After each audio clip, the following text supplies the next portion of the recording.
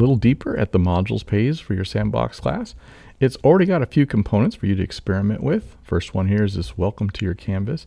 Notice that the titles can have emojis. If you use those consistently, those can help the students home in on where a quiz is, for example, or other elements you want to use frequently in your class. Now in this case here, 2 of the module elements have been published. That means that they'd be visible for the students. Now the class as a whole for the Sandbox is actually in the unpublished state. So I'd click here if I wanted to publish it. That was something you might do for an extracurricular class. So you might have classes that aren't actually formally tracked from an academic spot that students could join. Right now, we're going to leave this one unpublished. But within this content, if I want to go look at what that page actually is, we just click on that link, and that's going to take us in. And here you're going to see the page. Now you're able to edit this page much like you would a Google Doc or an email content. Click the edit button up in the top right. We'll put you into the editor.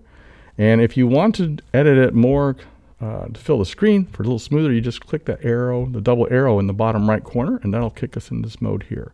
The editing options are like many of the other tools you're familiar with. You'll also be happy that there is a spot where you can upload images or import them from Unsplash, which has about 1 million photos of great quality to pull in to use in your class with all the copyrights covered.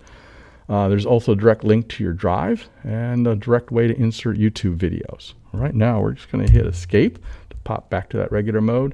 And if I don't want anything to do here, I can just hit cancel. So I'm going to skip those edits.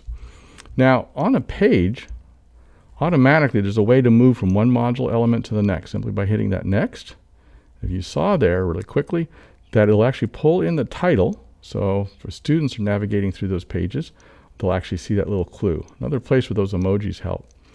Now there's a lot of little parts on here for you as an author to make use of. If you want to see exactly what the student's going to see, simply click the Student View button up in the top right corner here. And this is going to switch the mode in there. This is great for reviewing documents, for looking at quizzes and other content to see how it's going to work.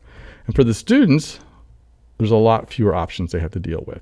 The top, there's going to be that home. There's where they're going to see announcements for the class, modules, grades, syllabus, and a direct link to their Google Drive when they're wanting to look at their own documents and organize them.